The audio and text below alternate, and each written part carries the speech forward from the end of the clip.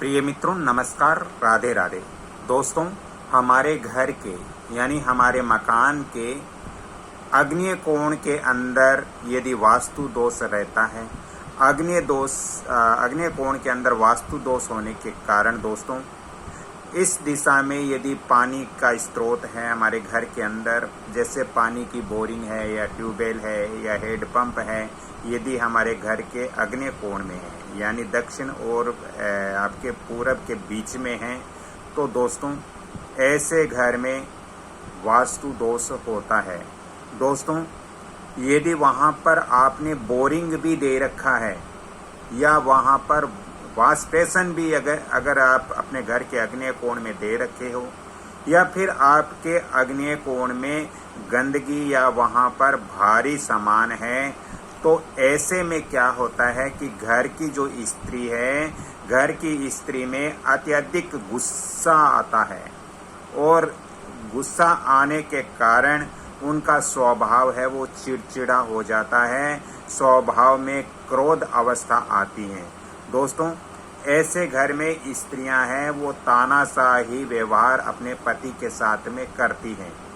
दोस्तों, पत्नी हर बात में पति पर हावी रह सकती है और पति को निरंतर डांट सकती है। ऐसी स्थिति घर के अंदर बन सकती है यदि हमारे घर के आग्नेय कोण में पानी का भूमिगत स्थान होता है।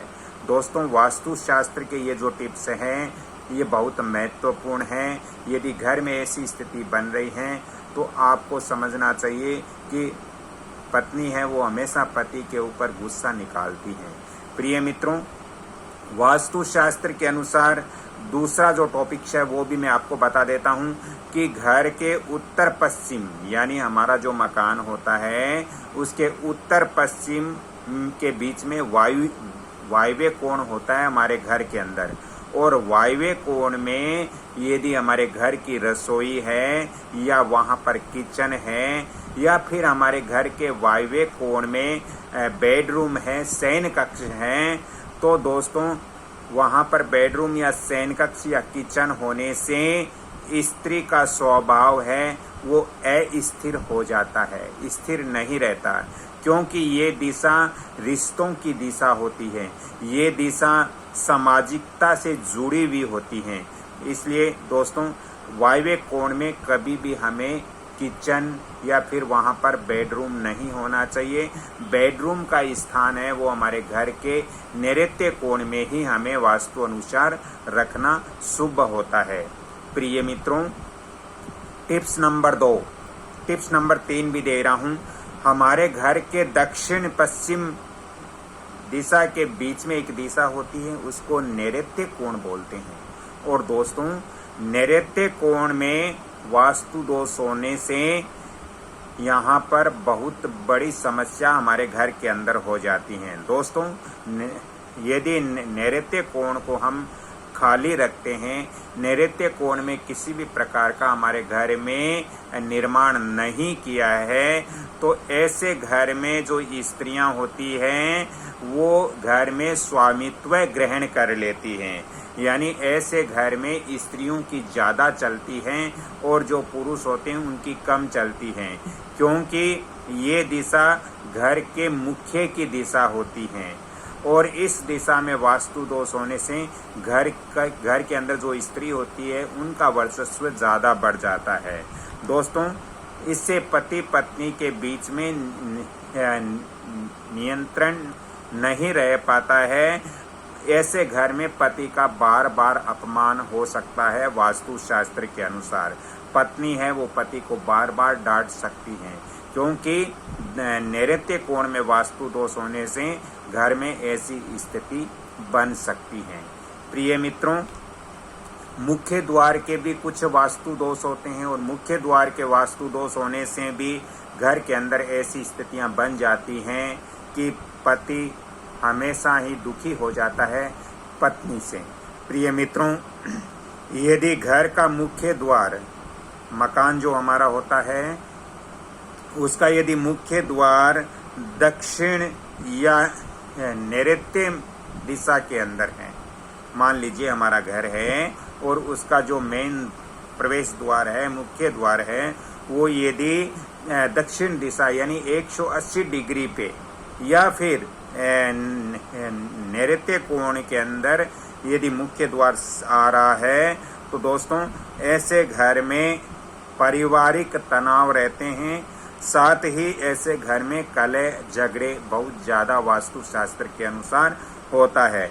दोस्तों पत्नी का स्वभाव भी क्रोधित रहेगा और उनका वर्चस्व बढ़ा हुआ घर के अंदर रहेगा। प्रिय मित्रों,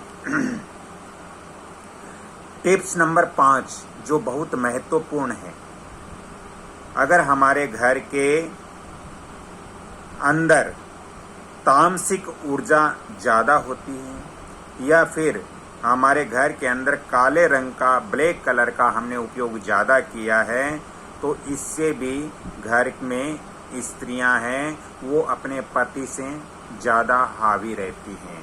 दोस्तों घर में यदि काले रंग का पर्दा होता है या घर में काले रंग का फर्नीचर होता है या फिर घर के अंदर काले रंग की सजावट होती है, वहाँ पर खिलौने या कोई किसी भी प्रकार के वहाँ मूर्तियाँ अगर ब्लैक रंग की हैं तो दोस्तों ये पत्नी के मन में नकारात्मक ऊर्जा ज़्यादा भर देती है, जिससे पत्नी क्रोधित और असहनशील रहती हैं।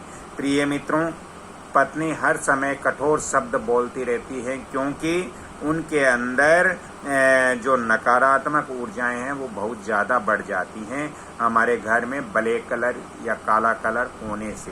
प्रिय मित्रों, पॉइंट नंबर 6, दक्षिण दिशा में कटाव होता है, यानी हमारे घर की दक्षिण दिशा यदि कम होती है, हमारे घर की पूरब दिशा या पश्चिम दिशा या उत्तर दिशा बराबर है लेकिन दक्षिण दिशा हमारे घर की कटी हुई है, कम है, या फिर हमारे घर के दक्षिण दिशा में शौचालय बना हुआ है, जैसे आपके बिल्कुल साउथ के सेंटर में शौचालय बना हुआ है, तो दोस्तों ये भी पुरुषों के लिए बहुत अच्छी अवस्था नहीं होती है वास्तुशास्त्र के अनुसार।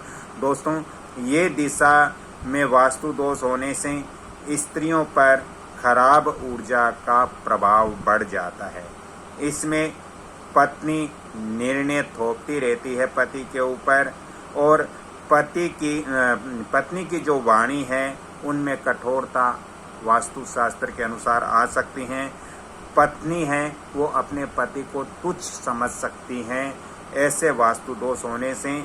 प्रिय मित्रों, यदि ऐसे घर के अंदर वास्तु दोष है तो फिर आपको क्या करना चाहिए, इसके रेमेडी भी है, वो भी मैं आपको साथ में बता देता हूँ।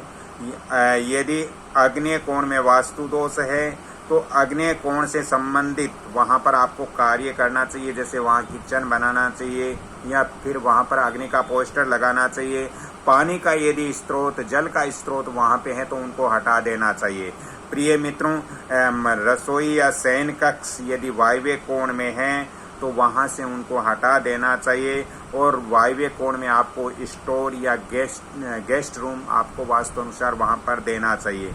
दोस्तों नैऋत्य कोण में हमेशा ही नैऋत्य कोण हमारे घर का होता है वो ऊंचा रखना चाहिए और बंद भी रखना चाहिए। हमारे घर का नैऋत्य कोण मजबूत होना चाहिए और वहाँ पर बेडरूम की व्यवस्था हमें वास्तु अनुसार करनी चाहिए।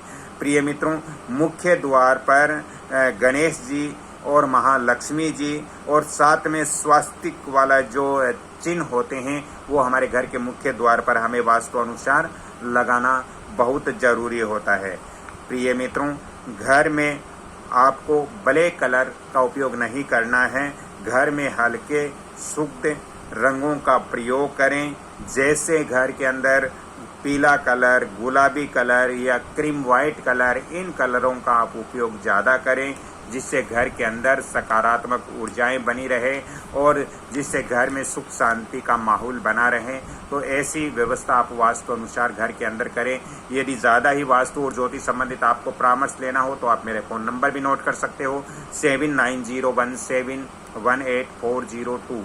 इन नंबरों पे आप कांटेक्ट करके वास्तु एवं ज्योतिष संबंधित आप जानकारियां भी ले सकते हो, परामर्श भी ले सकते हो, और यदि on the spot vastu visit करवाना हो तो भी आप इन नंबरों पे संपर्क कर सकते हो।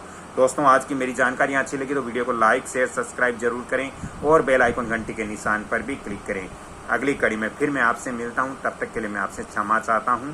हाँ, एक बार पुनः मेरे फ़ोन नंबर आप नोट कर सकते हो 7901718402। ये सारी जो मैंने टॉपिक्स बताए हैं वो मैंने वास्तु शास्त्र के अनुसार ही आपको जानकारी दी है।